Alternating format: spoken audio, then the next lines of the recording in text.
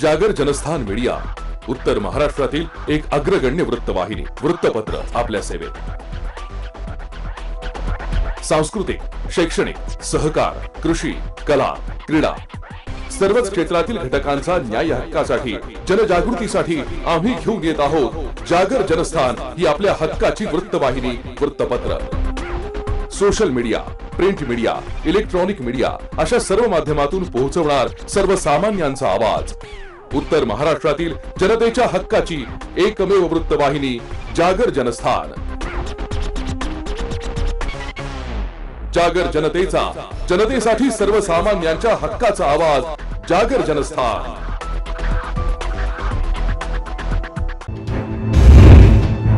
नमस्कार, news bulletin मध्ये मी नयना आपलं स्वागत करते. आपण घेतोय दिवसभरातील ठळक घडामोडींचा सविस्तर आढावा. पिंपळगाव बाजार समिती खासगी मालमत्ता असल्यासारखा आमदार बनकर मिरवत आहे, पण त्यांचा बुरखा येत्या 15 दिवसात फाडणार असा इशारा माजी आमदार अनिल कदमांनी दिलाय. चांदोरीमध्ये शिवसंपर्क अभियानाच्या निमित्तानं आयोजित केलेल्या शिवसैनिकांच्या बैठकीत अनिल कदम बोलत होते. पिंपळगाव कृषी उत्पन्न बाजार समिती ही स्वतःची खासगी मालमत्ता असल्यासारखं आमदार दिलीप बनकर मिरवत आहेत, पण त्यांचा बुरखा येत्या 15 दिवसात फाडण्याचा इशारा माजी आमदार अनिल कदम यांनी दिलाय. चांदोर इथे शिवसंपर्क अभियानाच्या निमित्तानं आयोजित केलेल्या शिवसैनिकांच्या बैठकीत अनिल कदम बोलत होते. पिंपळगावचे ग्रामीण रुग्णालय हे माझ्या कार्यकाळातील काम असून त्याचं श्रेय कुणीही घेऊ नका असंही कदमांनी स्पष्ट केलंय. 12 जुलै ते 24 जुलै दरम्यान शिवसंपर्क अभियान सुरू करण्यात आलंय.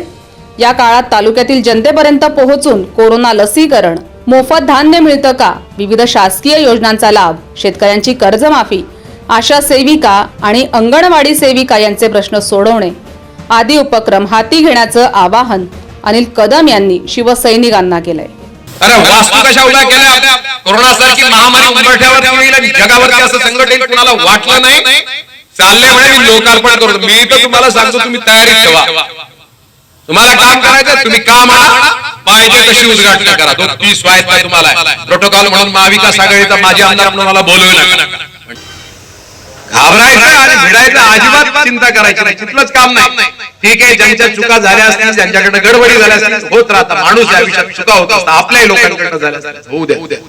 तुम्ही आपल्या संकल्पनेत या गावामध्ये, तुमच्या गावामध्ये या अभियानाच्या व्यतिरिक्त तुम्हाला काय राबवायचं असेल तर निश्चित राबवा. या अभियानाची संकल्पना मगाशी सुधीरनी सांगितली, पण जरा माझ्या आवाजात ऐकलं तर तुम्हाला थोडी ऊर्जा येईल असं मला वाटतं. त्यामुळे या सगळ्या भूमिकेमध्ये समाजाची बांधिलकी म्हणून निर्माण झालेल्या ज्या काही संघटना आहेत, त्यामध्ये जगात कुठली मोठी संघटना असेल तिथे मला असं वाटतं की केडर बेस्ड पक्ष संघटना असेल ती शिवसेना.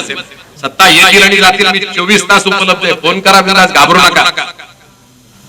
फक्त काही पूर्वीची खूप लेट नाईट नका करू. म्हणजे त्याच्यात हे मला सांगतात अण्णा लेट नाईट आला तुम्ही काहीतरी बोलून जाल, समोरचा माणूस विचारा मूड मध्ये असतो. ठीक आहे, मी काही बोलत नाही. हे तुमचे काय तुम्हाला माझं वाईट प्रदर्शित करण्याच्या पलीकडे माझे 1000 चांगले काम आहे. संजय सुखदेव बोडके तू असं राहिला तुला माहिती. आणि एक कधी चूक काढली का बरोबर एडिट करून करून बरोबर तिथे त्या लावला लावायची, ऑडिओ लावा, व्हिडिओ लावा. मला काय पडत. जागर जनस्थानसाठी हेमंत थेटे, पिंपळगाव, बसवंत.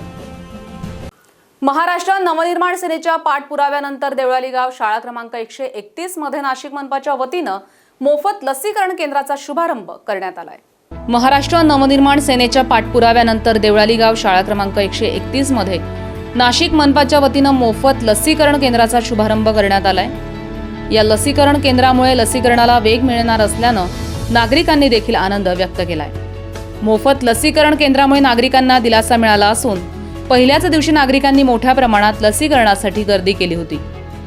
यावेळी महाराष्ट्र नवनिर्माण विद्यार्थी सेनेचे जिल्हाध्यक्ष श्याम गोहाड यांनी देवळाली गावकऱ्यांच्या वतीनं नाशिक मनपा तसंच नाशिक मनपाचे आयुक्त कैलास जाधव, आरोग्य वैद्यकीय अधिकारी बापूसाहेब नागरगोजे, आरोग्य वैद्यकीय अधिकारी डॉक्टर जितेंद्र धनेश्वर यांचे आभार मानले. दिनांक 28 जून 2021 रोजी महाराष्ट्र नवनिर्माण सेनेच्या वतीने मनपाचे आरोग्य वैद्यकीय अधिकारी डॉक्टर बापूसाहेब नागरगोजे यांना देवळाली गावठाण येथे लसीकरण केंद्र सुरू व्हावे अशा याचे निवेदन आम्ही महाराष्ट्र नवनिर्माण सेनेच्या वतीने त्यांना दिले होते.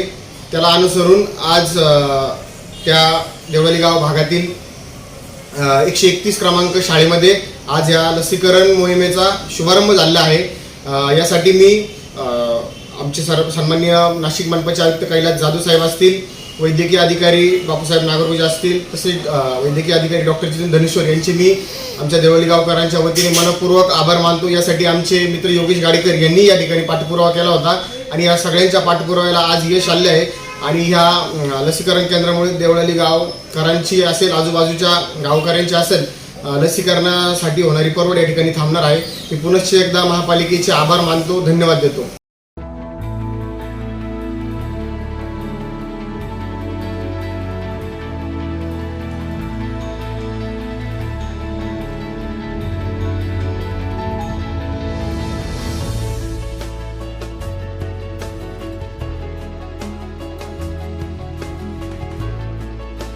ब्युरो रिपोर्ट, जागर जनस्थान, नाशिक. आता बातमी आहे खेळ जगतातून. देशाला रोईंग स्पर्धेमध्ये सुवर्ण पदक मिळवून देणारा अर्जुन पुरस्कार विजेता रोईंगपटू दत्तू भोकनळ सर्व काही सोडून शेती करतोय असं म्हटलं तर कुणालाही विश्वास बसणार नाही. मात्र हे खरंय का? आली दत्तूवर ही वेळ? कोण आहे या परिस्थितीला जबाबदार? पाहूया या खास रिपोर्टमधून. दत्तू भोकनळ देशाला रोईंग स्पर्धेत सुवर्ण पदक मिळवून देणारा अर्जुन पुरस्कार विजेता. मात्र आज रोईंगपटू दत्तू भोकनळला शेतीवर अवलंबून राहावं लागतंय.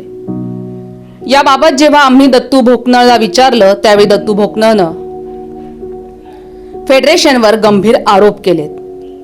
फेडरेशननं केवळ मी महाराष्ट्रीयन म्हणून माझ्यावर अन्याय केला असल्याचं त्यानं स्पष्ट केलंय. माझ्यापेक्षा जास्त वेळ लागणाऱ्यांना पात्रता फेरीत सहभागी करून घेतलं असून मला कोणतंही कारण न सांगता कॅम्पमधून काढून टाकलं असल्याचंही स्पष्ट केलंय.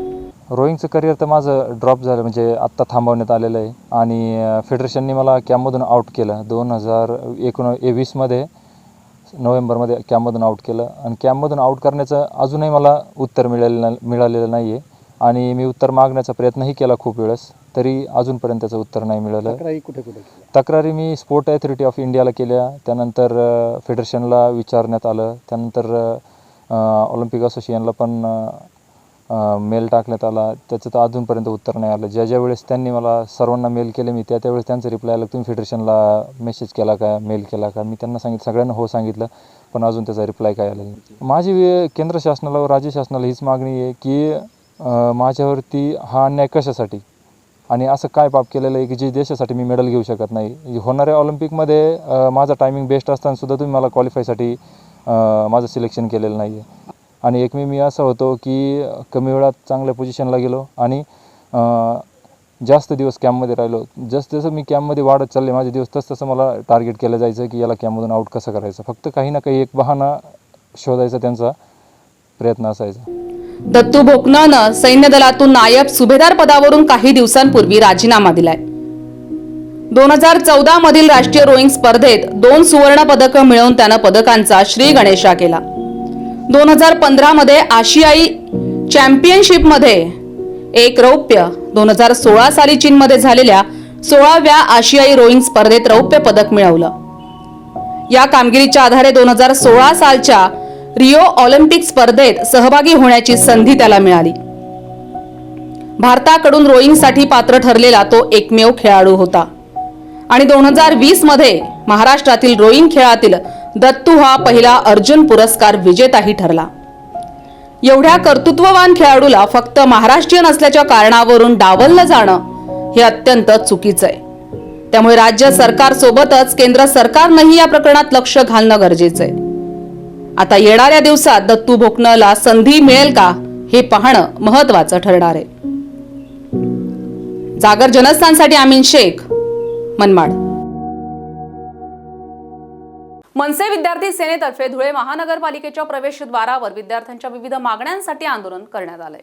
कोरोनाच्या काळात हाताचं काम गेल्यामुळे बहुतांश नागरिकांवर बेरोजगारीची कुऱ्हाड कोसळली आहे.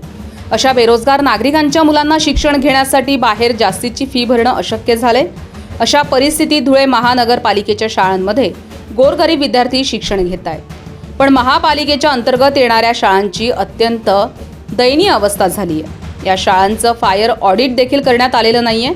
यामुळे या गोरगरीब विद्यार्थ्यांच्या जीवाशी खेळ सुरू असल्यामुळे महाराष्ट्र नवनिर्माण सेनेच्या विद्यार्थी सेनेतर्फे धुळे महानगरपालिकेच्या प्रवेशद्वारावर आंदोलन करण्यात आलंय. मनसे आंदोलकांनी यावेळी महानगरपालिका प्रशासनाच्या विरोधात जोरदार घोषणाबाजी देखील केली आहे. पुढील काही दिवसांमध्ये धुळे महानगरपालिकेच्या अंतर्गत येणाऱ्या सर्व शाळांचं फायर ऑडिट न झाल्यास महानगरपालिका प्रशासनाला मनसे स्टाईलनं उत्तर दिलं जाईल, असं देखील मनसे विद्यार्थी सेनेच्या पदाधिकाऱ्यांनी स्पष्ट केलं. विद्यार्थी संघाचं आज निवेदन देण्याचेच आहे. लॉकडाऊनमुळे अनेकांचे रोजगार गेले, त्याच्यामुळे अत्यंत गरिबीची परिस्थिती असलेल्या लोकांचं शिक्षण थांबलं. महानगरपालिका हे शिक्षण करायच्या माध्यमातून लाखो रुपये लोकांकडनं वसूल करते आहे. पण जर तुम्ही महानगरपालिकेच्या शाळांची अवस्था पाहिली तर अत्यंत डबघाईला आलेली आहे. अत्यंत त्याचं फायर ऑडिट, स्ट्रक्चर ऑडिट झालेलं आहे. सगळ्यात मोठ्या शाळा या दुरावस्थेला आलेल्या आहे. तिथे कोणाची शिक्षण घेण्याची इच्छा नाही आहे. आज असंख्य रोजगार गेलेले आहे. त्याच्यामुळे लॉकडाऊनमुळे अनेकांचे रोजगार नाही. गरीब विद्यार्थ्यांनी शिकायला जायचं कुठे? खाजगी शाळांमध्ये दोघाच्या फिया घेतल्या जात आहेत. असंख्य लोकांचे शिक्षण बंद पडलेले आहे. संविधानाने प्रत्येकाला मोफत शिक्षणाचा अधिकार दिलेला आहे. त्यामध्ये आम्ही कर भरतो. मग आमच्या गरीब विद्यार्थ्यांना, आमच्या सर्व लहान पोरांना काय शिक्षण मिळू नये? तरी यांना जर त्वरित शिक्षण अधिकार त्यांना मिळाला नाही, जर या शाळांमध्ये व्यवस्थित दुरुस्ती करून यांना शिक्षण दिलं नाही, तर महाराष्ट्र नवनिर्माण सेनेतर्फे आज आम्ही सर्व लहान विद्यार्थ्यांचे प्रतिनिधी म्हणून आज इथे मागणी करतो आहोत. जर याच्यानंतर आलं नाही तर हे आम्ही महाराष्ट्र नवनिर्माण सेनेच्या पद्धतीने मनसे स्टाईल आंदोलन करू. याची दखल महाराष्ट्र महानगरपालिकेने घेण्यात यावी.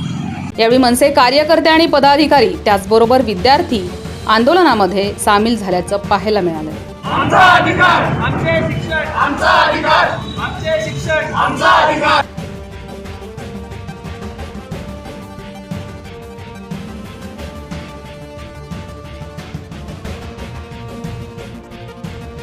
जागर जनस्थानसाठी नागिन दमोरे, धुळे. तर निफाडमध्ये सोनसाखळी चोरांनी पुन्हा डोकं वर काढलंय. निफाड शहरातील गणेशनगर भागामध्ये अज्ञात मोटरसायकल स्वारांनी गणेशनगर इथे राहणाऱ्या महिलेच्या गळ्यातील सोन्याची चेन आणि डोरलं ओरबाडत धूम ठोकली आहे.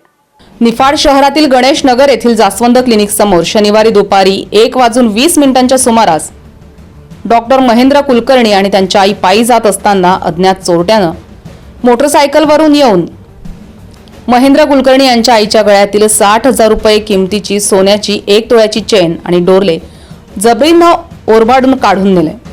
हा सर्व प्रकार CCTVमध्ये कैद झालाय. निफाड पोलीस ठाण्यात गुन्ह्याची नोंद करण्यात आली आहे. पोलीस निरीक्षक रंगराव सानप यांच्या मार्गदर्शनाखाली पोलीस उपनिरीक्षक पवार अधिक तपास करत आहेत.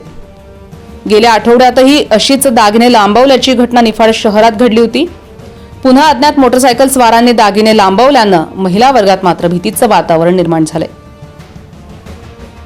दागिने चोरणाऱ्यांना तातडीनं अटक करावी अशी मागणी महिला वर्गातून केली जाते. जागर जनस्थानसाठी आसिफ पठाण, निफाड. आजच्या तंत्रज्ञानयुक्त आणि स्पर्धात्मक युगात यशस्वी आणि अग्रेसर वाटचाल करणे ही काळाची गरज बनली आहे. आणि हीच काळाची गरज आणि युगाची गती लक्षात घेऊन एक गाव प्रकर्षाने पुढे सरसावतंय. सह्याद्री पर्वतरांगेच्या कुशीत आणि कुलस्वामिनी सप्तशृंगी मातेच्या आशीर्वादाने भरभरून पावलेले संपूर्ण देशात द्राक्ष पंढरीच नव्हे तर कांदा आणि टोमॅटो या पिकाचे उत्पादन आणि निर्यातीसाठी देखील प्रसिद्ध असे नाशिक जिल्ह्यातील पिंपळगाव बसवंत. शेतीबरोबरच या गावाने शिक्षण क्षेत्रात देखील गरुडझेप घेतली आहे. आणि त्यात प्रामुख्याने निफाड तालुका एज्युकेशन सोसायटीच्या रूपाने पिंपळगावच्या शिरपेचात मानाचा तुरा रोवला गेला. गेल्या 8 दशकांपासून ज्ञानदानाचे कार्य करणारी ही संस्था फक्त ग्रामस्थांच्याच नाही तर संपूर्ण जिल्ह्याच्या विश्वासास पात्र ठरते. आणि नाशिक जिल्ह्याच्या विकासात निफाड तालुका एज्युकेशन सोसायटीचे मोलाचे योगदान आहे. संस्थेची स्थापना 1942 साली झाली असून शिक्षण क्षेत्रात अजून प्रगल्भता आणि पारदर्शकता आणण्यासाठी संस्थेने गेल्या 4 वर्षांपूर्वी 11वी तसंच 12वी विज्ञान शाखा सुरू केली. Late BP Patil junior college of science या नावाने सुरू झालेले हे आंतरराष्ट्रीय दर्जाचे महाविद्यालय. एक शिक्षक म्हणून मला असं वाटतं की आज फक्त विद्यार्थ्यांच्या शैक्षणिक विकासावरच भर न देता त्यांच्यातील कलाविष्कारांना जर वाव मिळाला तर विद्यार्थ्यांचा सर्वांगीण विकास होतो. आणि हा विकास घडून यावा यासाठी BP पाटील महाविद्यालय अनेक प्रकारचे उपक्रम राबवत असते. BP पाटील महाविद्यालयाचा परिसर अतिशय निसर्गरम्य आहे. आणि सर्वात महत्त्वाची बाब म्हणजे इथे कार्यरत असणारा जो शिक्षक वृंद आहे तो उच्च विद्या विभूषित आणि अनुभव संपन्न असा आहे. BP पाटील महाविद्यालयाचा परिसर अत्यंत प्रशस्त तसंच निसर्गरम्य. ब्रिटिशकालीन दगडी वास्तू हे या महाविद्यालयाचे खास आकर्षण. सुसज्ज तसंच प्रशस्त वर्गखोल्या, विस्तृत मैदान या सर्व गोष्टी महाविद्यालयाच्या जमेच्या बाजू आहेत. एक महिला शिक्षिका म्हणून दरवर्षीच्या अनुभवावरून मला असं वाटतं की 10वी पासआउट झाल्यानंतर विद्यार्थिनींना कॉलेजला ॲडमिशन घ्यावं लागतं आणि कॉलेज आणि क्लास या सर्व सोयीसुविधा एकाच ठिकाणी उपलब्ध नसल्यामुळे त्यांना कॉलेज आणि क्लास अशा वेगवेगळ्या ठिकाणी जावं लागतं आणि यातूनच त्यांच्या सुरक्षिततेचा प्रश्न तयार होतो. आणि यासाठी जर समर्पक उत्तर हवं असेल तर late BP Patil junior college of science येथे विद्यार्थिनींच्या सुरक्षिततेची विशिष्ट काळजी घेतली जाते. Late BP Patil junior college of सायन्समध्ये वसतिगृहाची 24 तास सुविधा आहे आणि येथे 24 तास सिक्युरिटी कार्यरत आहे. आणि खरं सांगायचं ठरलं तर सध्या कॉलेजमध्ये विद्यार्थिनींची संख्यासुद्धा जास्त आहे आणि विद्यार्थिनींचे अनेक प्रश्न सोडवण्यासाठी कॉलेजमध्ये लेडी स्टाफसुद्धा जास्त प्रमाणात कार्यरत आहे. तसेच सर्वात महत्त्वाचे म्हणजे महाविद्यालयाचा अध्यापक वर्ग हा उच्च विद्या विभूषित आणि अनुभव संपन्न आहे. यात मुलांच्या शैक्षणिक प्रगतीवर भर देता त्यांच्या सर्वांगीण विकासाला महत्त्व दिले जाते. यासाठी वेळोवेळी विद्यार्थ्यांसाठी व्याख्यानं तसंच NEET, GE, नाटा, MHCET अशा स्पर्धा परीक्षांसाठी विद्यार्थ्यांना तयार करण्याचे कसब या गुरुजनांमध्ये. शिक्षणाबरोबरच विद्यार्थ्यांच्या शारीरिक विकासाची हमी देणाऱ्या या महाविद्यालयात दर रविवारी विविध क्रीडा प्रकारांचे आयोजन केले जाते. विद्यार्थी मित्रांनो, तुम्हाला सांगायला अतिशय आनंद वाटतो की पिंपळगावसारख्या ग्रामीण भागामध्ये निफाड एज्युकेशन सोसायटीने ही जी कॉलेजची स्थापना केलेली, तर सांगायला अतिशय कौतुकास्पद वाटतं की सुरुवातीला अक्षरशः 80 विद्यार्थ्यांपासून आज या कॉलेजचा प्रवास हा जवळपास 500 विद्यार्थ्यांपर्यंत आलेला आहे. विद्यार्थी मित्रांनो, जर आपल्याला शिक्षणाबरोबर संस्कार, शिस्त आणि सामाजिक भान या सर्व गोष्टी जर हव्या असतील तर BP पाटील हे असं एकच कॉलेज आहे की ज्या ठिकाणी संस्कार, शिस्त आणि शिक्षण या तिन्ही गोष्टी मिळतात. आणि म्हणून मला तुम्हाला सगळ्यांना सांगावंसं वाटतं की आपल्या सर्व पाल्यांसाठी ही एक सुवर्ण संधी आहे आणि या सुवर्ण संधीचा सगळ्यांनी लाभ घ्या आणि एकदा BP पाटीलला अवश्य भेट द्या. आणि म्हणूनच आपल्या पाल्याच्या उज्ज्वल भविष्यासाठी एकदा late BP Patil junior college of सायन्सला अवश्य भेट द्या. धन्यवाद.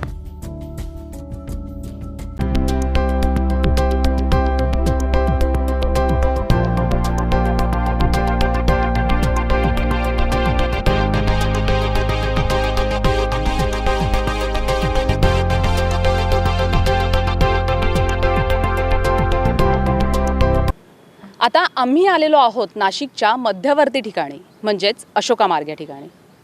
पण आम्ही अशोका मार्ग या ठिकाणी का आलो आहोत असा तुम्हाला प्रश्न नक्कीच पडला असेल.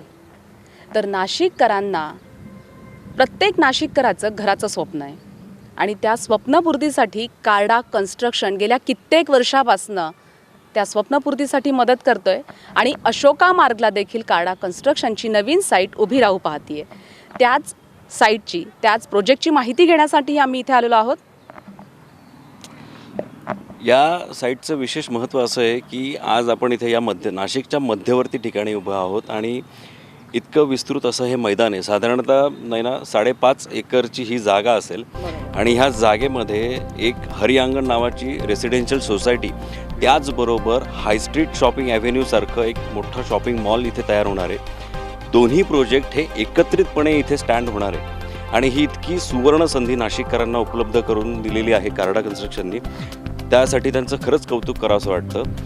म्हणजे ज्या पद्धतीने आपल्याला टेक्निकल टीमने सांगितलं की सिंगापूर बेसचा हा प्रोजेक्ट असणार आहे. हाय स्ट्रीट प्रोजेक्ट जो आहे तो नाशिकमध्ये प्रथमच कार्डा कन्स्ट्रक्शन आपल्यासाठी घेऊन येतो आहे आणि ही आपल्यासाठी खरंच खूप सुवर्ण संधी आहे. म्हणजे तसं बघायला गेलं तर नाशिकचे आत्ता नवीन उद्योजक असतील किंवा जे उद्योजक ज्यांचं ऑलरेडी कुठेतरी एक शॉप असेल, मात्र त्यांना ही सुवर्ण संधी आहे की आपण घरही एकाच ठिकाणी घेऊ शकतो, आपण आपलं शोरूमही एकाच ठिकाणी करू शकतो.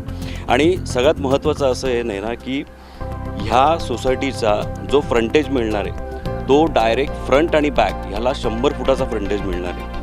ही इतकी चांगली आणि कौतुकास्पद गोष्ट आहे जी कार्डा कन्स्ट्रक्शनने आपल्याला उपलब्ध करून दिलेली आहे. आणि आज नाशिकच्या मध्यवर्ती ठिकाणी अशा जागेवरती इतक्या अत्यल्प दरामध्ये अशा गोष्टी ह्या पद्धतीचं उपलब्ध होणं ही खरंच आपल्या सगळ्यांसाठी खूप अभिमानाची गोष्ट आहे. आता पुढे आपला जो सॅम्पल फ्लॅट आहे त्याबद्दल आपल्या खरंच प्रेक्षकांना सांग. तर नाही ना, सॅम्पल फ्लॅट नंतर अतिशय एक महत्त्वाची गोष्ट मला तुला सांगावीशी वाटते की हायस्ट्रीट शॉपिंग ॲव्हेन्यूचा जो फ्रंटेज असणार आहे हा जवळपास 350 रनिंग मीटरपर्यंतचा असणार आहे. म्हणजे इतकी मोठी जागा आपल्या ग्राहकांना पार्किंगसाठी उपलब्ध होणार आहे. ओके, म्हणजे ज्या पद्धतीनं विस्तृत अशी पार्किंग ग्राहकांना मिळणार आहे त्याच पद्धतीनं गाळे आणि शोरूम्स देखील या ठिकाणी उपलब्ध आहेत. 140 स्क्वेअर फुटापासून तर 6000 स्क्वेअर फुटापर्यंतचे शोरूम या ठिकाणी हायस्ट्रीट ॲव्हेन्यूमध्ये नागरिकांना आणि नाशिककरांना उपलब्ध होणार आहेत. त्यामुळे नक्कीच नाशिकमधल्या नव उद्योजकांना आपला व्यवसाय वाढवण्यासाठी ही खूप मोठी सुवर्ण संधी कार्डा कन्स्ट्रक्शनना दिलेली आहे. त्यामुळे नाशिककरांनो, तुम्ही नक्कीच याचा विचार करावा असं आम्हाला वाटतंय.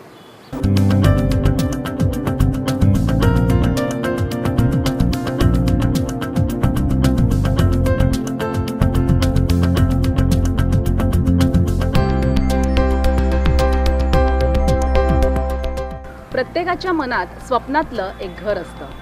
निसर्गाच्या सानिध्यात मायेच्या ओलाव्यात ते सजलेलं असतं.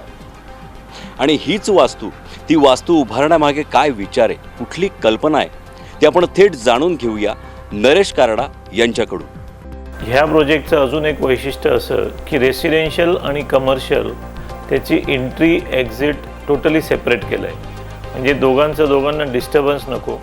आणि रेसिडेन्ससाठी club house, garden, gym, swimming pool हे सर्व सुखसोयी आम्ही त्या प्रोजेक्टमध्ये देत आहोत. साधारण ए आणि बी फेज मिळून 400च्या वर इथे फ्लॅट्स आम्ही बांधत आहोत.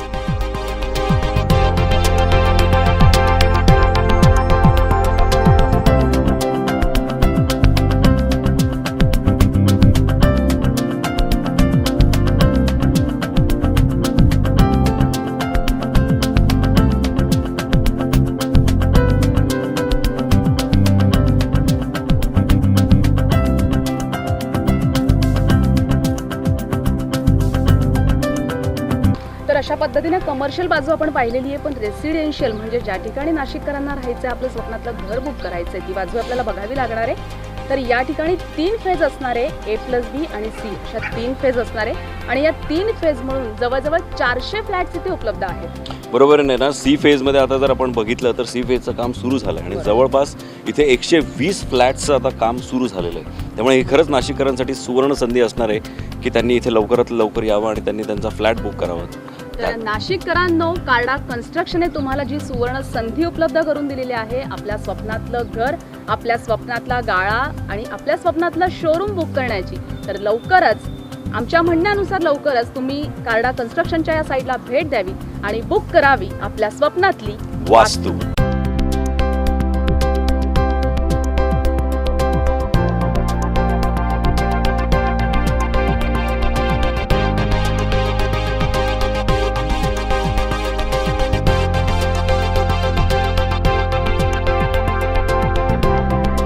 ब्रेकनंतर आपलं स्वागत. शिर्डीमध्ये झालेल्या खुनातील आरोपींना पकडण्यात पोलिसांना अखेर यश आलंय. 4 लाख रुपयांची सुपारी देऊन राजेंद्र धिवर याची हत्या करण्यात आल्याचं पोलीस तपासात निष्पन्न झालंय. शिर्डीमध्ये 29 जून रोजी साईबाबा संस्थानचे कर्मचारी असलेल्या राजेंद्र धिवर यांच्यावर धारदार शस्त्रानं वार करून हल्लेखोर पसार झाले होते. गंभीर जखमी झालेल्या धिवर यांच्यावर साईबाबा संस्थानच्या रुग्णालयात उपचार सुरू असताना त्यांची प्राणज्योत मालवली. या हल्ल्यातील आरोपींना पकडण्यात नाशिक पोलिसांना यश आलंय. राजेंद्र धिवर यांचा खून हा अमोल लोंढे याच्या सांगण्यावरून केला असल्याची माहिती आरोपींनी पोलिसांना दिली आहे. यासाठी 4 लाख रुपयांची सुपारी देण्यात आली होती. याबद्दल जिल्हा पोलीस अधीक्षक मनोज पाटील यांनी अधिक माहिती दिली आहे. 29 जून रोजी शिर्डीमध्ये जो राजेंद्र धिवर यांचा निर्घृणपणे ज्यांची हत्या झाली होती, त्या हत्याचं आरोपी आणि या हत्याचं कारण आणि हा सर्व गुन्हा उघडकीस आणण्यामध्ये अहमदनगर पोलिसांना यश आलं आहे आणि त्यांच्या सर्व टीमने हे गुन्हे डिटेक्शन करण्यामध्ये खूप अथक अशा पद्धतीची मेहनत घेतली होती. सर्वसाधारणपणे गुन्हा हा तत्कालीन कारणामुळे झाला आहे असं परिस्थितीवरून दिसत, पण गुन्हा हा तत्कालीन कारणावरून झाला नव्हता. तर हा गुन्हा सुपारी देऊन मर्डर झाला असं तपासामध्ये आता निष्पन्न होत आहे. यापैकी काही आरोपी हे पूर्वी मर्डरच्या गुन्ह्यामध्ये इन्वॉल्ड आहेत. मर्डरच्या गुन्ह्यामध्ये बिकॉज ते ज्युव्हेनाईल होते, त्यावेळेला लहान होते, त्यामुळे ते पटकन सुटून आले. तर या आरोपींनी मग ही सुपारी घेतली आणि ही सुपारी मग या आरोपींनी पुढे एक्झिक्यूट केली.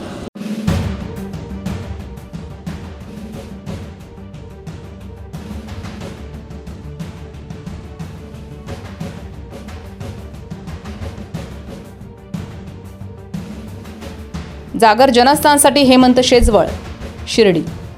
तर नांदगाव तालुक्यातील मांडवगड आझाद नगर येथील भगवान काकळीज यांच्या साठवून ठेवलेल्या कांद्याच्या चाळीत अज्ञात व्यक्तीनं युरिया टाकून कांदे खराब केले. त्यामुळे या शेतकऱ्याचं जवळपास 600 क्विंटल कांदे खराब झालेत. नांदगाव तालुक्यातील मांडवडच्या आझाद नगर येथील भगवान काकळीज यांनी कांद्याला चांगला भाव मिळेल या आशेनं कांदा चाळीत सुमारे 600 क्विंटल कांदा साठवून ठेवला होता. या ठेवलेल्या कांद्यात 2 वेळा अज्ञात व्यक्तीनं युरिया टाकलाय. त्यामुळे 600 क्विंटल कांदा खराब होऊन सुमारे 10 लाख ते 12 लाख रुपयांचं नुकसान झालंय. याबाबत नांदगाव पोलीस ठाण्यात अज्ञात आरोपी विरोधात गुन्हा दाखल करण्यात आलाय. मात्र अजूनही याबाबत पोलीस तपास करू शकलेले नाहीयेत. पोलिसांनी लवकरात लवकर आरोपींना शोधून कारवाई करावी अशी मागणी शेतकरी करतो. मी जो काही कांदा शॉर्ट केला आणि पुन्हा तो त्याच चाळीमध्ये टाकला, त्याच्यामध्ये काल पुन्हा त्याच पद्धतीनं संबंधित आरोप्यांनी युरिया आणि युरियाचं पाणी टाकून तो खराब केला.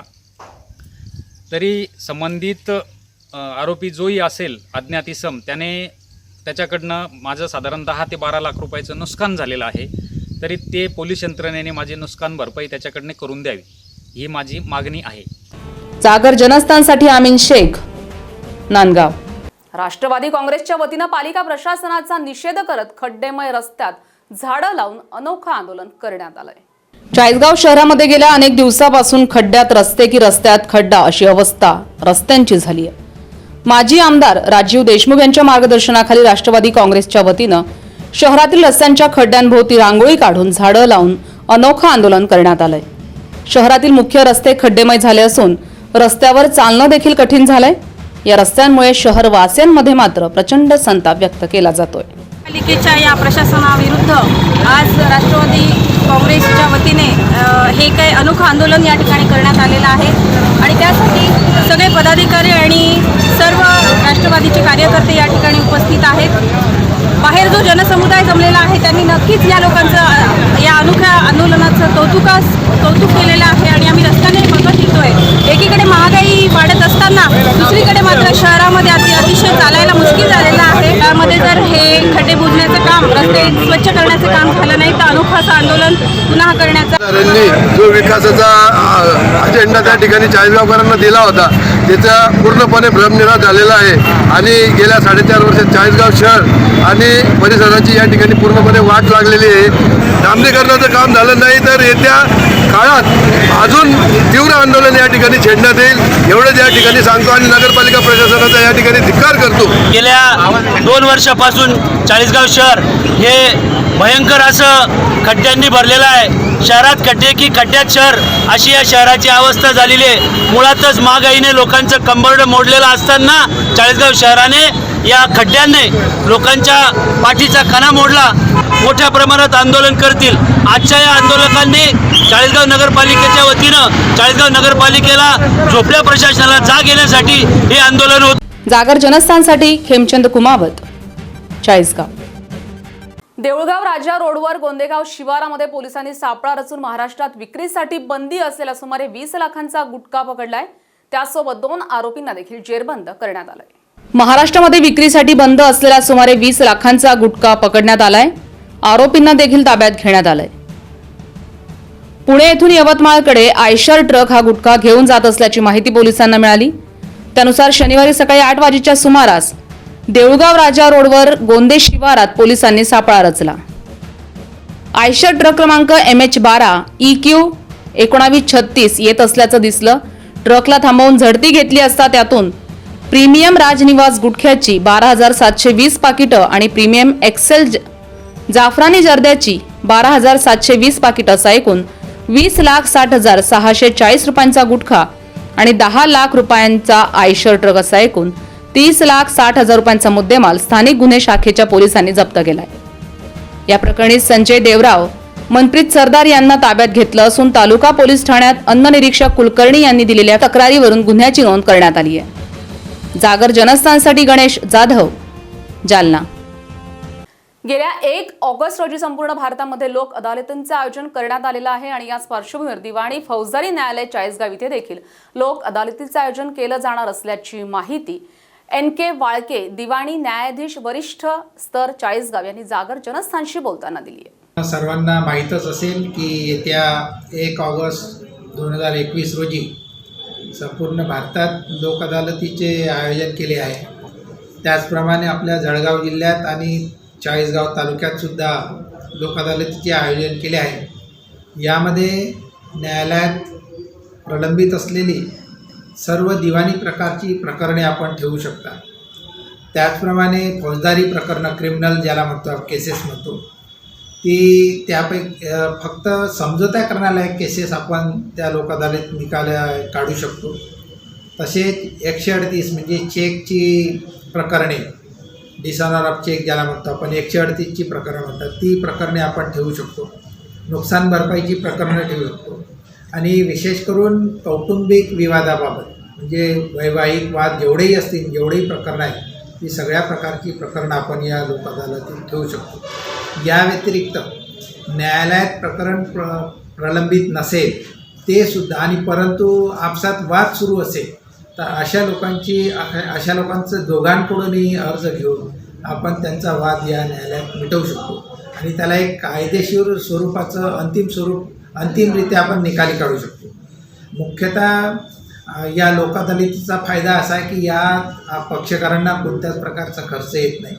लवकरात लवकर प्रकरण निकालात निघते आणि यामध्ये जर आपण समझोता केला आणि निकालात प्रकरण काढलं तर याविरुद्ध अपील होत नाही. म्हणजे अंतिमरित्या शेवट म्हणजे यावर कधीच कोणत्याही न्यायालयात अपील करता येत नाही. त्यामुळे या दोन पक्षामधील जो वाद आहे तो नेहमीसाठी मिळतो. आणि म्हणून आपल्या चाळीसगाव तालुक्यातील सर्व नागरिकांना, पक्षकारांना माझी विनंती आहे की आपण सर्वांनी आपल्या न्यायालयात प्रलंबित असलेली प्रकरणे या लोक अदालतीत ठेवावी. आपल्या वकील संघाचे जेवढे आपले वकील असतील त्यांच्याशी संपर्क साधावा. न्यायालयात येऊन न्यायालयातील कर्मचाऱ्यांशी संपर्क साधून आपल्या जास्तीत जास्त प्रकरणे आपण तिथे ठेवून या लोक अदालतीचा लाभ घ्यावा, अशी मी चाळीसगाव तालुका विधी सेवा समितीचा अध्यक्ष या नात्याने आपणा सर्वांस विनंती. आणि या बातमीसोबतच न्यूज बुलेटिन मध्ये वेळ झाली आहे इथेच थांबण्याची. मात्र आपण कुठे जाऊ नका, पाहत रहा जागर जनस्थान, सामान्यांच्या हक्काचं विचारपीठ. पिंपळगाव बाजार समिती खासगी मालमत्ता असल्यासारखा आमदार बनकर मिरवताय, पण त्यांचा बुरखा येत्या 15 दिवसात फाडणार असा इशारा माजी आमदार अनिल कदमांनी दिलाय. चांदोरीमध्ये शिवसंपर्क अभियानाच्या निमित्तानं आयोजित केलेल्या शिवसैनिकांच्या बैठकीत अनिल कदम बोलत होते. पिंपळगाव कृषी उत्पन्न बाजार समिती ही स्वतःची खासगी मालमत्ता असल्यासारखं आमदार दिलीप बनकर मिरवतायत, पण त्यांचा बुरखा येत्या 15 दिवसात फाडण्याचा इशारा माजी आमदार अनिल कदम यांनी दिलाय. चांदोर इथे शिवसंपर्क अभियानाच्या निमित्तानं आयोजित केलेल्या शिवसैनिकांच्या बैठकीत अनिल कदम बोलत होते. पिंपळगावचे ग्रामीण रुग्णालय हे माझ्या कार्यकाळातील काम असून त्याचं श्रेय कुणीही घेऊ नका असंही कदमांनी स्पष्ट केलंय. 12 जुलै ते 24 जुलै दरम्यान शिवसंपर्क अभियान सुरू करण्यात आलंय. या काळात तालुक्यातील जनतेपर्यंत पोहोचून कोरोना लसीकरण, मोफत धान्य मिळतं का, विविध शासकीय योजनांचा लाभ, शेतकऱ्यांची कर्जमाफी, आशा सेविका आणि अंगणवाडी सेविका यांचे प्रश्न सोडवणे आदी उपक्रम हाती घेण्याचं आवाहन अनिल कदम यांनी शिवसैनिकांना केलंय. अरे वास्तू कशा उभ्या केल्या? कोरोना सारखी महामारी उंबरठ्यावर येईल जगावरती असं संघटन कुणाला वाटलं नाही. चालले म्हणे मी लोकार्पण करतो. मी तर तुम्हाला सांगतो तुम्ही तयारीत ठेवा. तुम्हाला काम करायचं तुम्ही काम आणा, पाहिजे तशी उद्घाटन करा. 30 स्वायत्त तुम्हाला प्रोटोकॉल म्हणून महाविकास आघाडीचा माझे आमदार म्हणून मला बोलवू नका. घाबरायचं आणि भिडायचं अजिबात चिंता करायची नाही. तिथलंच काम नाही. ठीक आहे, ज्यांच्या चुका झाल्या असतील, ज्यांच्याकडे गडबडी झाल्या असतील, होत राहता. माणूस या विषयात चुका होत असतात. आपल्याही लोकांकडनं झाल्या होऊ द्या. तुम्ही आपल्या संकल्पनेत या गावामध्ये, तुमच्या गावामध्ये या अभियानाच्या व्यतिरिक्त तुम्हाला काय राबवायचं राबवायचं असेल तर निश्चित राबवा. या अभियानाची संकल्पना मगाशी सुधीरनी सांगितली, पण जरा माझ्या आवाजात ऐकलं तर तुम्हाला थोडी ऊर्जा येईल असं मला वाटतं. त्यामुळे या सगळ्या भूमिकेमध्ये समाजाची बांधिलकी म्हणून निर्माण झालेल्या ज्या काही संघटना आहेत, त्यामध्ये जगात कुठली मोठी संघटना असेल तर मला असं वाटतं की केडर बेस्ड पक्ष संघटना असेल तर शिवसेना. सत्ता येतील आणि जातील, मी 24 तास उपलब्ध आहे. फोन करा, बिंदास घाबरू नका. फक्त काही पूर्वीची खूप लेट नाईट नका करू, म्हणजे त्याच्यात हे मला सांगतात अण्णा लेट नाईट आला तुम्ही काहीतरी बोलून जाल, समोरचा माणूस विचारा मूड मध्ये असतो, ठीक आहे तुम्ही काही बोलत नाही, हे तुमचे काय तुम्हाला माझं वाईट प्रदर्शित करण्याच्या पलीकडे माझे 1000 चांगले काम आहे. संजय सुखदेव बोडके तू असं राहिला तुला माहिती, आणि एक एखादी चूक काढली का बरोबर एडिट करून करून बरोबर तिथे लावला काय लावायची, ऑडिओ लावा व्हिडिओ लावा, मला काय पडत. जागर जनस्थानसाठी हेमंत थेटे, पिंपळगाव, बसवंत. महाराष्ट्र नवनिर्माण सेनेच्या पाठपुराव्यानंतर देवळाली गाव शाळा क्रमांक 131 मध्ये नाशिक मनपाच्या वतीनं मोफत लसीकरण केंद्राचा शुभारंभ करण्यात आलाय. महाराष्ट्र नवनिर्माण सेनेच्या पाठपुराव्यानंतर देवळाली गाव शाळा क्रमांक 131 मध्ये नाशिक मनपाच्या वतीनं मोफत लसीकरण केंद्राचा शुभारंभ करण्यात आलाय. या लसीकरण केंद्रामुळे लसीकरणाला वेग मिळणार असल्यानं नागरिकांनी देखील आनंद व्यक्त केलाय. मोफत लसीकरण केंद्रामुळे नागरिकांना दिलासा मिळाला असून पहिल्याच दिवशी नागरिकांनी मोठ्या प्रमाणात लसीकरणासाठी गर्दी केली होती. यावेळी महाराष्ट्र नवनिर्माण विद्यार्थी सेनेचे जिल्हाध्यक्ष श्याम गोहाड यांनी देवळाली गावकऱ्यांच्या वतीनं नाशिक मनपा तसंच नाशिक मनपाचे आयुक्त कैलास जाधव, आरोग्य वैद्यकीय अधिकारी बापूसाहेब नागरगोजे, आरोग्य वैद्यकीय अधिकारी डॉक्टर जितेंद्र धनेश्वर यांचे आभार मानले. दिनांक 28 जून 2021 रोजी महाराष्ट्र नवनिर्माण सेनेच्या वतीने मनपाचे आरोग्य वैद्यकीय अधिकारी डॉक्टर बापूसाहेब नागरगोजे यांना देवळाली गावठाण येथे लसीकरण केंद्र सुरू व्हावे अशा याचे निवेदन आम्ही महाराष्ट्र नवनिर्माण सेनेच्या वतीने त्यांना दिले होते. त्याला अनुसरून आज त्या देवळाली गाव भागातील 131 क्रमांक शाळेमध्ये आज या लसीकरण मोहिमेचा शुभारंभ झालेला आहे. यासाठी मी आमचे सन्माननीय नाशिक मनपाचे आयुक्त कैलास जाधव साहेब असतील, वैद्यकीय अधिकारी बापूसाहेब नागरगोजे असतील, तसेच वैद्यकीय अधिकारी डॉक्टर जितेंद्र धनेश्वर यांचे मी आमच्या देवळी गावकरांच्या वतीने मनपूर्वक आभार मानतो. यासाठी आमचे मित्र योगेश गाडेकर यांनी या ठिकाणी पाठपुरावा केला होता आणि या सगळ्यांच्या पाठपुराव्याला आज यश आले आहे. आणि ह्या लसीकरण केंद्रामुळे देवळाली गावकरांची असेल, आजूबाजूच्या गावकऱ्यांची असेल, लसीकरणासाठी होणारी परवड या ठिकाणी थांबणार आहे. मी पुनश्च एकदा महापालिकेचे आभार मानतो, धन्यवाद देतो.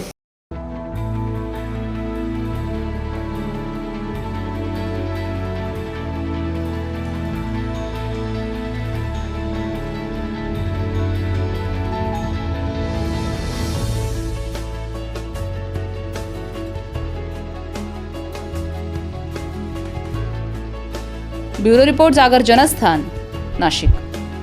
आता बातमी आहे खेळ जगतातून. देशाला रोईंग स्पर्धेमध्ये सुवर्ण पदक मिळवून देणारा अर्जुन पुरस्कार विजेता रोईंगपटू दत्तू भोकनळ सर्व काही सोडून शेती करतोय असं म्हटलं तर कुणालाही विश्वास बसणार नाही. मात्र हे खरंय का? आली दत्तूवर ही वेळ? कोण आहे या परिस्थितीला जबाबदार? पाहूया या खास रिपोर्टमध्ये. दत्तू भोकनळ देशाला रोईंग स्पर्धेत सुवर्ण पदक मिळवून देणारा अर्जुन पुरस्कार विजेता. मात्र आज रोईंगपटू दत्तू भोकनळला शेतीवर अवलंबून राहावं लागतंय. याबाबत जेव्हा आम्ही दत्तू भोकनळला विचारलं त्यावेळी दत्तू भोकनळनं फेडरेशनवर गंभीर आरोप केलेत. फेडरेशननं केवळ मी महाराष्ट्रीयन म्हणून माझ्यावर अन्याय केला असल्याचं त्यानं स्पष्ट केलंय. माझ्यापेक्षा जास्त वेळ लागणाऱ्यांना पात्रता फेरीत सहभागी करून घेतलं असून मला कोणतंही कारण न सांगता कॅम्पमधून काढून टाकलं असल्याचंही स्पष्ट केलंय. रोईंगचं करिअर तर माझं ड्रॉप झालं, म्हणजे आत्ता थांबवण्यात आलेलं आहे आणि फेडरेशनने मला कॅम्पमधून आउट केलं. 2021 मध्ये नोव्हेंबरमध्ये कॅम्पमधून आउट केलं आणि कॅम्पमधून आउट करण्याचं अजूनही मला उत्तर मिळालेलं नाही आहे आणि मी उत्तर मागण्याचा प्रयत्नही केला खूप वेळेस, तरी अजूनपर्यंत त्याचं उत्तर नाही मिळालं. तक्रारी मी स्पोर्ट अथॉरिटी ऑफ इंडियाला केल्या, त्यानंतर फेडरेशनला विचारण्यात आलं, त्यानंतर ऑलिम्पिक असोसिएशनला पण मेल टाकण्यात आला, त्याचं तर अजूनपर्यंत उत्तर नाही आलं. ज्या वेळेस त्यांनी मला सर्वांना मेल केले मी त्यावेळेस त्यांचं रिप्लाय आलं, तुम्ही फेडरेशनला मेसेज केला का, मेल केला का? मी त्यांना सांगितलं, सगळ्यांना हो सांगितलं, पण अजून त्याचा रिप्लाय काय आला नाही. माझी केंद्र शासनाला व राज्य शासनाला हीच मागणी आहे की माझ्यावरती हा अन्याय कशासाठी, आणि असं काय पाप केलेलं आहे की जे देशासाठी मी मेडल घेऊ शकत नाही. होणाऱ्या ऑलिम्पिकमध्ये माझा टायमिंग बेस्ट असतानासुद्धा तुम्ही मला क्वालिफायसाठी माझं सिलेक्शन केलेलं नाही आहे. आणि एक मी असं होतो की कमी वेळात चांगल्या पोझिशनला गेलो आणि जास्त दिवस कॅम्पमध्ये राहिलो. जसं मी कॅम्पमध्ये वाढत चालले माझे दिवस तसं मला टार्गेट केलं जायचं की याला कॅम्पमधून आउट कसं करायचं. फक्त काही ना काही एक बहाणा शोधायचा त्यांचा प्रयत्न असायचा. दत्तू भोकनळनं सैन्य दलातून नायब सुभेदार पदावरून काही दिवसांपूर्वी राजीनामा दिलाय. 2014 मधील राष्ट्रीय रोईंग स्पर्धेत 2 सुवर्ण पदकं मिळवून त्यानं पदकांचा श्री गणेशा केला. 2015 मध्ये आशियाई चॅम्पियनशिपमध्ये 1 रौप्य, 2016 साली चीनमध्ये झालेल्या 16व्या आशियाई रोईंग स्पर्धेत रौप्य पदक मिळवलं. या कामगिरीच्या आधारे 2016 सालच्या रिओ ऑलिम्पिक स्पर्धेत सहभागी होण्याची संधी त्याला मिळाली. भारताकडून रोईंगसाठी पात्र ठरलेला तो एकमेव खेळाडू होता आणि 2020 मध्ये महाराष्ट्रातील रोईंग खेळातील दत्तू हा पहिला अर्जुन पुरस्कार विजेताही ठरला.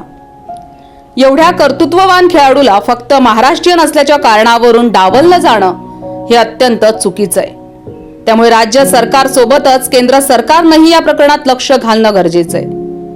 आता येणाऱ्या दिवसात दत्तू भोकनळला संधी मिळेल का हे पाहणं महत्त्वाचं ठरणार आहे.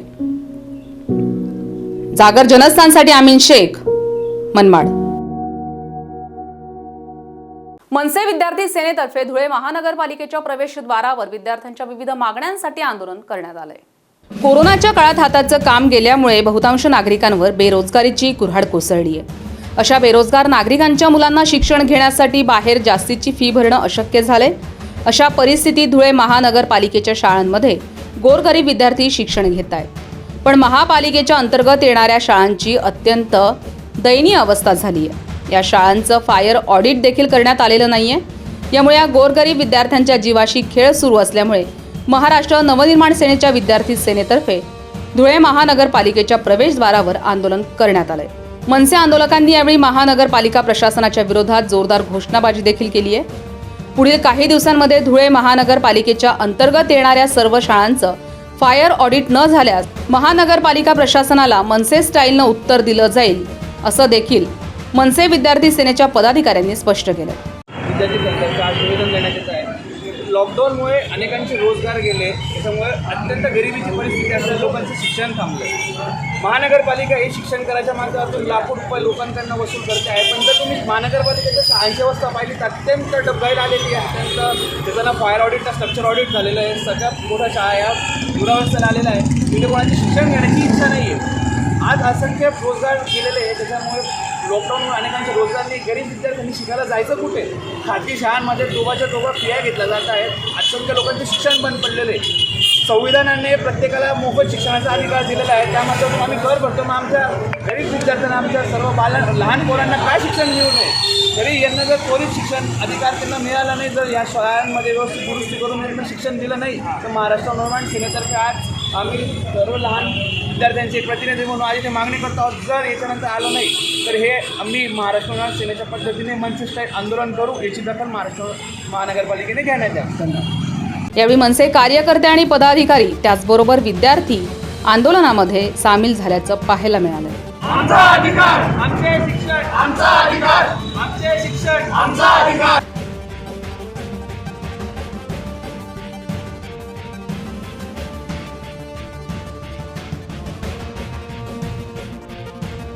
जागर जनस्थानसाठी नागिन दमोरे, धुळे.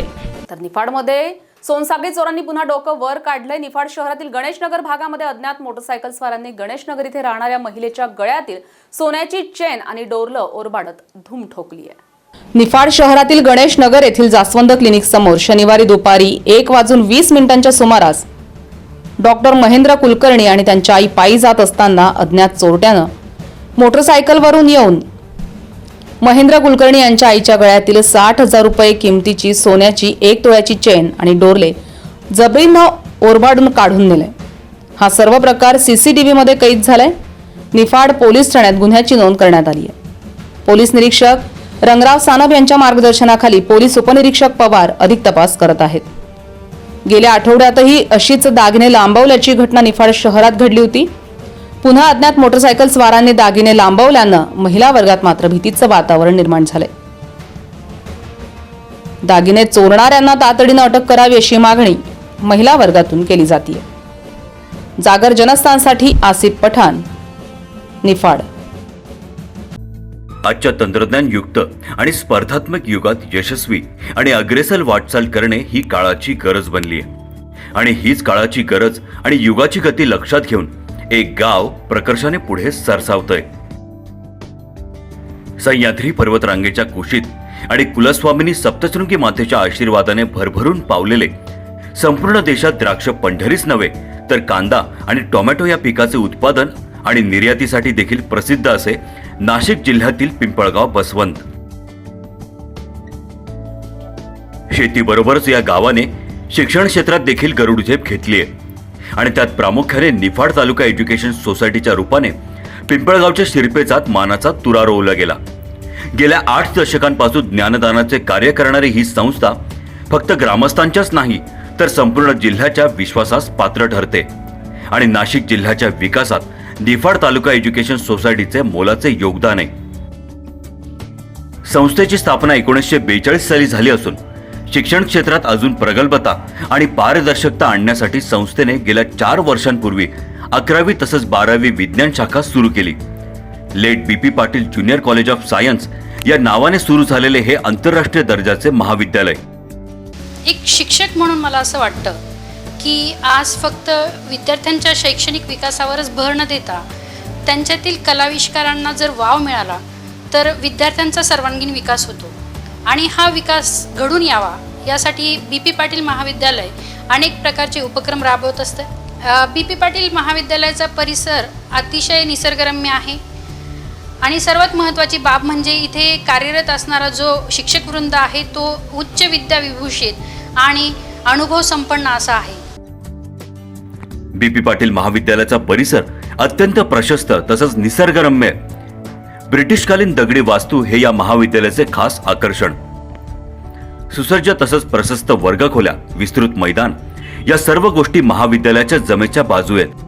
एक महिला शिक्षिका म्हणून दरवर्षीच्या अनुभवावरून मला असं वाटतं की 10वी पासआउट झाल्यानंतर विद्यार्थिनींना कॉलेजला ॲडमिशन घ्यावं लागतं आणि कॉलेज आणि क्लास या सर्व सोयीसुविधा एकाच ठिकाणी उपलब्ध नसल्यामुळे त्यांना कॉलेज आणि क्लास अशा वेगवेगळ्या ठिकाणी जावं लागतं आणि यातूनच त्यांच्या सुरक्षिततेचा प्रश्न तयार होतो. आणि यासाठी जर समर्पक उत्तर हवं असेल तर late BP Patil junior college of science येथे विद्यार्थिनींच्या सुरक्षिततेची विशिष्ट काळजी घेतली जाते. Late BP Patil junior college of सायन्समध्ये वसतिगृहाची 24 तास सुविधा आहे आणि येथे 24 तास सिक्युरिटी कार्यरत आहे. आणि खरं सांगायचं ठरलं तर सध्या कॉलेजमध्ये विद्यार्थिनींची संख्यासुद्धा जास्त आहे आणि विद्यार्थिनींचे अनेक प्रश्न सोडवण्यासाठी कॉलेजमध्ये लेडी स्टाफसुद्धा जास्त प्रमाणात कार्यरत आहे. तसेच सर्वात महत्त्वाचे म्हणजे महाविद्यालयाचा अध्यापक वर्ग हा उच्च विद्या विभूषित आणि अनुभव संपन्न आहे. यात मुलांच्या शैक्षणिक प्रगतीवर भर देता त्यांच्या सर्वांगीण विकासाला महत्त्व दिले जाते. यासाठी वेळोवेळी विद्यार्थ्यांसाठी व्याख्यानं तसंच NEET, GE, नाटा, MHCET अशा स्पर्धा परीक्षांसाठी विद्यार्थ्यांना तयार करण्याचे कसब या गुरुजनांमध्ये. शिक्षणाबरोबरच विद्यार्थ्यांच्या शारीरिक विकासाची हमी देणाऱ्या या महाविद्यालयात दर रविवारी विविध क्रीडा प्रकारांचे आयोजन केले जाते. विद्यार्थी मित्रांनो, तुम्हाला सांगायला अतिशय आनंद वाटतो की पिंपळगावसारख्या ग्रामीण भागामध्ये निफाड एज्युकेशन सोसायटीने ही जी कॉलेजची स्थापना केलेली तर सांगायला अतिशय कौतुकास्पद वाटतं की सुरुवातीला अक्षरशः 80 विद्यार्थ्यांपासून आज या कॉलेजचा प्रवास हा जवळपास 500 विद्यार्थ्यांपर्यंत आलेला आहे. विद्यार्थी मित्रांनो, जर आपल्याला शिक्षणाबरोबर संस्कार, शिस्त आणि सामाजिक भान या सर्व गोष्टी जर हव्या असतील तर BP पाटील हे असं एकच कॉलेज आहे की ज्या ठिकाणी संस्कार, शिस्त आणि शिक्षण या तिन्ही गोष्टी मिळतात. आणि म्हणून मला तुम्हाला सगळ्यांना सांगावंसं वाटतं की आपल्या सर्व पाल्यांसाठी ही एक सुवर्ण संधी आहे आणि या सुवर्ण संधीचा सगळ्यांनी लाभ घ्या आणि एकदा BP पाटीलला अवश्य भेट द्या. आणि म्हणूनच आपल्या पाल्याच्या उज्ज्वल भविष्यासाठी एकदा late BP Patil junior college of सायन्सला अवश्य भेट द्या. धन्यवाद.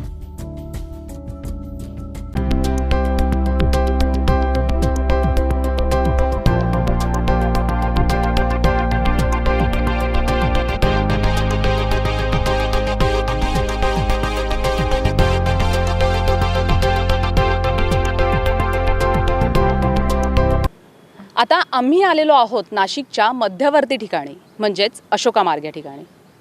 पण आम्ही अशोका मार्ग या ठिकाणी का आलो आहोत असा तुम्हाला प्रश्न नक्कीच पडला असेल. तर नाशिककरांना, प्रत्येक नाशिककराचं घराचं स्वप्न आहे आणि त्या स्वप्नपूर्तीसाठी कार्डा कन्स्ट्रक्शन गेल्या कित्येक वर्षापासनं त्या स्वप्नपूर्तीसाठी मदत करतोय आणि अशोका मार्गला देखील कार्डा कन्स्ट्रक्शनची नवीन साईट उभी राहू पाहतीये. त्याच साईटची, त्याच प्रोजेक्टची माहिती घेण्यासाठी आम्ही इथे आलेलो आहोत. या साईटचं विशेष महत्त्व असं आहे की आज आपण इथे या नाशिकच्या मध्यवर्ती ठिकाणी उभं आहोत आणि इतकं विस्तृत असं हे मैदान आहे. साधारणतः नाही ना 5.5 एकरची ही जागा असेल आणि ह्या जागेमध्ये एक हरियांगण नावाची रेसिडेन्शियल सोसायटी, त्याचबरोबर हायस्ट्रीट शॉपिंग ॲव्हेन्यूसारखं एक मोठं शॉपिंग मॉल इथे तयार होणार आहे.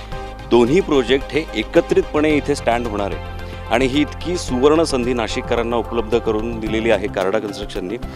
त्यासाठी त्यांचं खरंच कौतुक करावंसं वाटतं.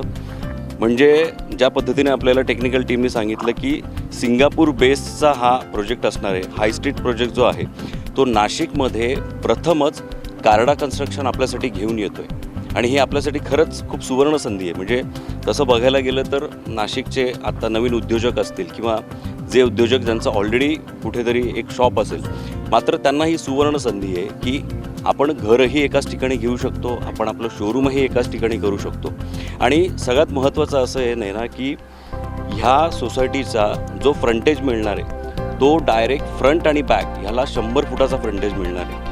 ही इतकी चांगली आणि कौतुकास्पद गोष्ट आहे जी कार्डा कन्स्ट्रक्शनने आपल्याला उपलब्ध करून दिलेली आहे.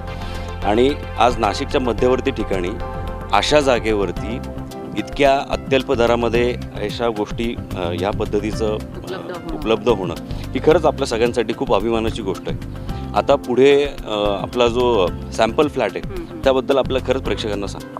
तर नाही ना, सॅम्पल फ्लॅटनंतर अतिशय एक महत्त्वाची गोष्ट मला तुला सांगावीशी वाटते की हायस्ट्रीट शॉपिंग ॲव्हेन्यूचा जो फ्रंटेज असणार आहे हा जवळपास 350 रनिंग मीटरपर्यंतचा असणार आहे. म्हणजे इतकी मोठी जागा आपल्या ग्राहकांना पार्किंगसाठी उपलब्ध होणार आहे. ओके, म्हणजे ज्या पद्धतीनं विस्तृत अशी पार्किंग ग्राहकांना मिळणार आहे त्याच पद्धतीनं गाळे आणि शोरूम्स देखील या ठिकाणी उपलब्ध आहेत. 140 स्क्वेअर फुटापासून तर 6000 स्क्वेअर फुटापर्यंतचे शोरूम या ठिकाणी हाय स्ट्रीट ॲव्हेन्यूमध्ये नागरिकांना आणि नाशिककरांना उपलब्ध होणार आहेत. त्यामुळे नक्कीच नाशिकमधल्या नव उद्योजकांना आपला व्यवसाय वाढवण्यासाठी ही खूप मोठी सुवर्ण संधी कार्डा कन्स्ट्रक्शननं दिलेली आहे. त्यामुळे नाशिककरांनो, तुम्ही नक्कीच याचा विचार करावा असं आम्हाला वाटतंय.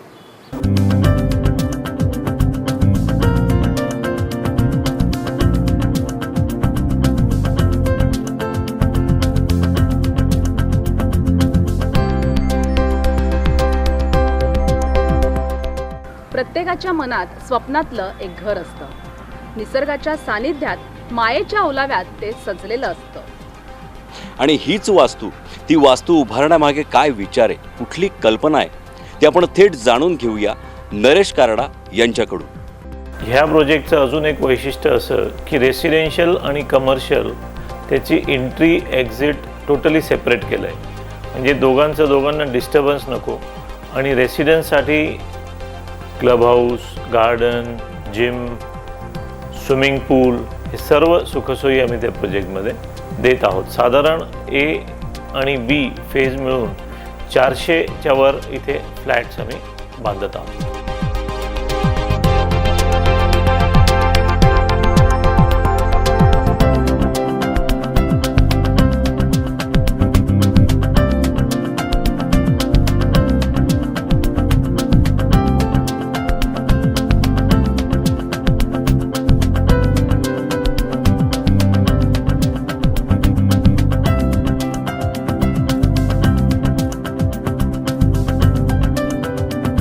अशा पद्धतीने कमर्शियल बाजू आपण पाहिलेली आहे, पण रेसिडेन्शियल म्हणजे ज्या ठिकाणी नाशिककरांना राहायचं आहे, आपलं स्वप्नातलं घर बुक करायचं आहे, ती बाजू आपल्याला बघावी लागणार आहे. तर या ठिकाणी 3 फेज असणारे A+B आणि C अशा 3 फेज असणारे आणि या 3 फेज म्हणून जवळजवळ 400 फ्लॅट्स इथे उपलब्ध आहेत. बरोबर आहे ना. सी फेजमध्ये आता जर आपण बघितलं तर सी फेजचं काम सुरू झालं आहे आणि जवळपास इथे 120 फ्लॅट्सचं आता काम सुरू झालेलं आहे. त्यामुळे ही खरंच नाशिककरांसाठी सुवर्ण संधी असणार आहे की त्यांनी इथे लवकरात लवकर यावं आणि त्यांनी त्यांचा फ्लॅट बुक करावा. तर नाशिककरांनो, कार्डा कन्स्ट्रक्शनने तुम्हाला जी सुवर्ण संधी उपलब्ध करून दिलेली आहे, आपल्या स्वप्नातलं घर, आपल्या स्वप्नातला गाळा आणि आपल्या स्वप्नातलं शोरूम बुक करण्याची, तर लवकरच आमच्या म्हणण्यानुसार लवकरच तुम्ही कार्डा कन्स्ट्रक्शनच्या या साईटला भेट द्यावी आणि बुक करावी आपल्या स्वप्नातली वास्तू.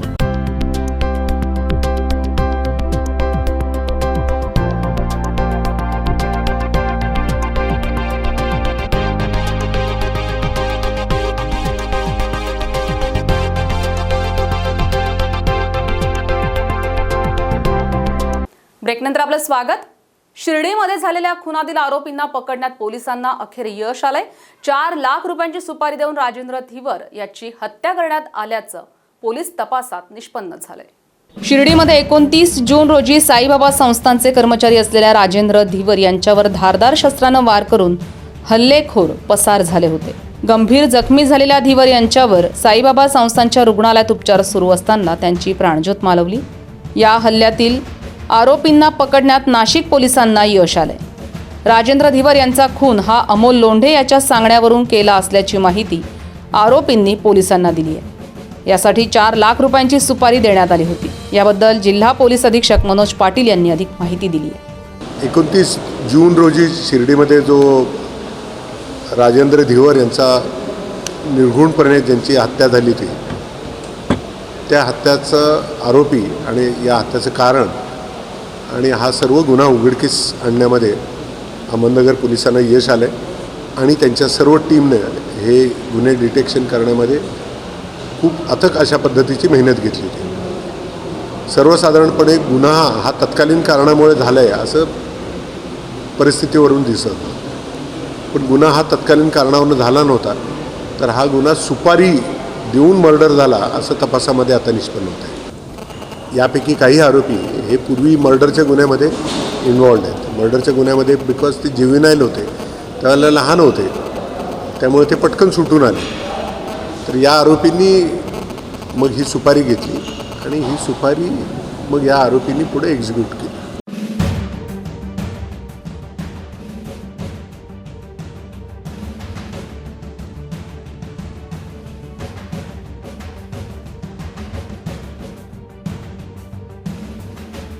जागर जनस्थानसाठी हेमंत शेजवळ, शिर्डी. तर नांदगाव तालुक्यातील मांडवगड आझाद नगर येथील भगवान काकळीज यांच्या साठवून ठेवलेल्या कांद्याच्या चाळीत अज्ञात व्यक्तीनं युरिया टाकून कांदे खराब केले. त्यामुळे या शेतकऱ्याचं जवळपास 600 क्विंटल कांदे खराब झालेत. नांदगाव तालुक्यातील मांडवडच्या आझाद नगर येथील भगवान काकळीज यांनी कांद्याला चांगला भाव मिळेल या आशेनं कांदा चाळीत सुमारे 600 क्विंटल कांदा साठवून ठेवला होता.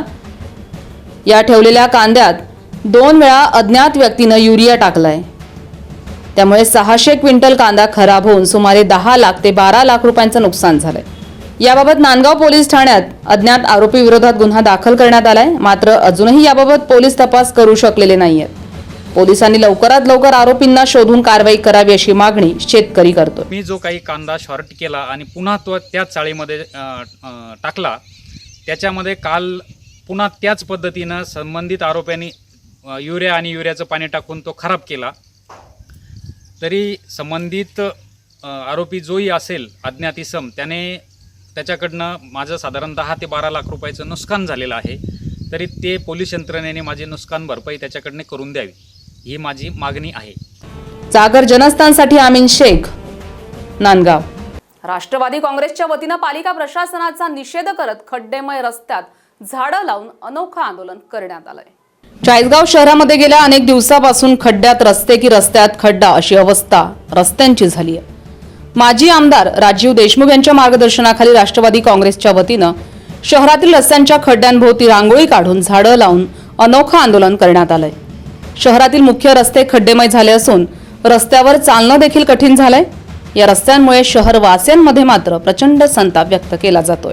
पालिकेच्या या प्रशासनाविरुद्ध आज राष्ट्रवादी काँग्रेसच्या वतीने हे काही अनोखं आंदोलन या ठिकाणी करण्यात आलेलं आहे आणि त्यासाठी सगळे पदाधिकारी आणि सर्व राष्ट्रवादीचे कार्यकर्ते या ठिकाणी उपस्थित आहेत.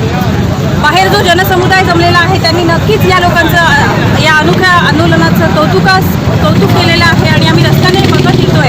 एकीकडे महागाई वाढत असताना दुसरीकडे मात्र शहरामध्ये अतिशय चालायला मुश्किल झालेलं आहे. त्यामध्ये जर हे खड्डे बुजण्याचं काम, रस्ते स्वच्छ करण्याचं काम झालं नाही तर अनोखं असं आंदोलन पुन्हा करण्याचा जो विकासाचा अजेंडा त्या ठिकाणी चाळीसगावकरांना दिला होता त्याचा पूर्णपणे भ्रमनिराश झालेला आहे आणि गेल्या 4.5 वर्षात चाळीसगाव शहर आणि परिसराची या ठिकाणी पूर्णपणे वाट लागलेली आहे. डांबरीकरणाचं काम झालं नाही तर येत्या काळात अजून तीव्र आंदोलन या ठिकाणी छेडण्यात येईल एवढंच या ठिकाणी सांगतो आणि नगरपालिका प्रशासनाचा या ठिकाणी धिक्कार करतो. गेल्या 2 वर्षापासून चाळीसगाव शहर हे भयंकर असं खड्ड्यांनी भरलेलं आहे. शहरात खड्डे की खड्ड्यात शहर अशी या शहराची अवस्था झालेली आहे. मुळातच महागाईने लोकांचं कंबरडं मोडलेलं असताना चाळीसगाव शहराने या खड्ड्यांनी लोकांच्या पाठीचा कणा मोडला. मोठ्या प्रमाणात आंदोलन करतील. आजच्या या आंदोलकांनी चाळीसगाव नगरपालिकेच्या वतीनं चाळीसगाव नगरपालिकेला झोपड्या प्रशासनाला जाग येण्यासाठी हे आंदोलन होत. जागर जनस्थानसाठी खेमचंद कुमावत, चाळीसगाव. देऊळगाव राजा रोडवर गोंदेगाव शिवारामध्ये पोलिसांनी सापळा रचून महाराष्ट्रात विक्रीसाठी बंदी असलेला सुमारे 20 लाखांचा गुटखा पकडलाय. त्यासोबत 2 आरोपींना देखील जेरबंद करण्यात आलाय. महाराष्ट्रामध्ये विक्रीसाठी बंद असलेला सुमारे 20 लाखांचा गुटखा पकडण्यात आलाय. आरोपींना देखील ताब्यात घेण्यात आलाय. पुणे येथून यवतमाळकडे आयशर ट्रक हा गुटखा घेऊन जात असल्याची माहिती पोलिसांना मिळाली. त्यानुसार शनिवारी सकाळी 8 वाजेच्या सुमारास देऊळगाव राजा रोडवर गोंदे शिवारात पोलिसांनी सापळा रचला. आयशर ट्रक क्रमांक MH12 EQ 1936 येत असल्याचं दिसलं. ट्रकला थांबवून झडती घेतली असता त्यातून प्रीमियम राजनिवास गुटख्याची 12,720 पाकिटं आणि प्रीमियम एक्सेल जाफरानी जर्द्याची 12,720 पाकिटं असा एकूण 20,60,640 रुपयांचा गुटखा आणि 10 लाख रुपयांचा आयशर ट्रक असा एकूण 30,60,000 रुपयांचा मुद्देमाल स्थानिक गुन्हे शाखेच्या पोलिसांनी जप्त केलाय. या प्रकरणी संजय देवराव, मनप्रीत सरदार यांना ताब्यात घेतलं असून तालुका पोलीस ठाण्यात अन्न निरीक्षक कुलकर्णी यांनी दिलेल्या तक्रारीवरून गुन्ह्याची नोंद करण्यात आली आहे. जागर जनस्थानसाठी गणेश जाधव, जालना. गेल्या 1 ऑगस्ट रोजी संपूर्ण भारतामध्ये लोक अदालतींचे आयोजन करण्यात आलेलं आहे आणि याच पार्श्वभूमीवर दिवाणी फौजदारी न्यायालय चाळीसगाव इथे देखील लोक अदालतीचे आयोजन केलं जाणार असल्याची माहिती NK वाळके, दिवाणी न्यायाधीश वरिष्ठ स्तर चाळीसगाव यांनी जागर जनस्थानशी बोलताना दिली आहे. सर्वांना माहीतच असेल की येत्या 1 ऑगस्ट 2021 रोजी संपूर्ण भारतात लोक अदालतीचे आयोजन केले आहे. त्याचप्रमाणे आपल्या जळगाव जिल्ह्यात आणि चाळीसगाव तालुक्यात सुद्धा लोक अदालतीचे आयोजन केले आहे. यामध्ये न्यायालयात प्रलंबित असलेली सर्व दिवाणी प्रकारची प्रकरणे आपण ठेवू शकता. त्याचप्रमाणे फौजदारी प्रकरणं, क्रिमिनल ज्याला म्हणतो केसेस म्हणतो, ती त्यापैकी फक्त समझोता करण्यालायक केसेस आपण त्या लोक अदालत निकाल काढू शकतो. तसेच 138 म्हणजे चेकची प्रकरणे, डिसऑनर ऑफ चेक ज्याला म्हणतो आपण, 138ची प्रकरणं म्हणतात, ती प्रकरणे आपण ठेवू शकतो. नुकसान भरपाईची प्रकरणं ठेवू शकतो. आणि विशेष करून कौटुंबिक विवादाबाबत म्हणजे वैवाहिक वाद जेवढेही असतील, जेवढेही प्रकरणं आहेत, ती सगळ्या प्रकारची प्रकरणं आपण या लोक अदालतीत ठेवू शकतो. या व्यतिरिक्त न्यायालयात प्रकरण प्रलंबित नसेल ते सुद्धा आणि परंतु आपसात वाद सुरू असेल तर अशा लोकांचं दोघांकडूनही अर्ज घेऊन आपण त्यांचा वाद या न्यायालयात मिटवू शकतो आणि त्याला एक कायदेशीर स्वरूपाचं अंतिमरित्या आपण निकाली काढू शकतो. मुख्यतः या लोक अदालतीचा फायदा असा आहे की या पक्षकारांना कोणत्याच प्रकारचा खर्च येत नाही. लवकरात लवकर प्रकरण निकालात निघते आणि यामध्ये जर आपण समझोता केला आणि निकालात प्रकरण काढलं तर याविरुद्ध अपील होत नाही. म्हणजे अंतिमरित्या शेवट म्हणजे यावर कधीच कोणत्याही न्यायालयात अपील करता येत नाही. त्यामुळे या दोन पक्षामधील जो वाद आहे तो नेहमीसाठी मिळतो आणि म्हणून आपल्या चाळीसगाव तालुक्यातील सर्व नागरिकांना, पक्षकारांना माझी विनंती आहे की आपण सर्वांनी आपल्या न्यायालयात प्रलंबित असलेली प्रकरणे या लोक अदालतीत ठेवावी. आपल्या वकील संघाचे जेवढे आपले वकील असतील त्यांच्याशी संपर्क साधावा. न्यायालयात येऊन न्यायालयातील कर्मचाऱ्यांशी संपर्क साधून आपल्या जास्तीत जास्त प्रकरणे आपण तिथे ठेवून या लोक अदालतीचा लाभ घ्यावा, अशी मी चाळीसगाव तालुका विधी सेवा समितीचा अध्यक्ष या नात्याने आपणा सर्वांस विनंती.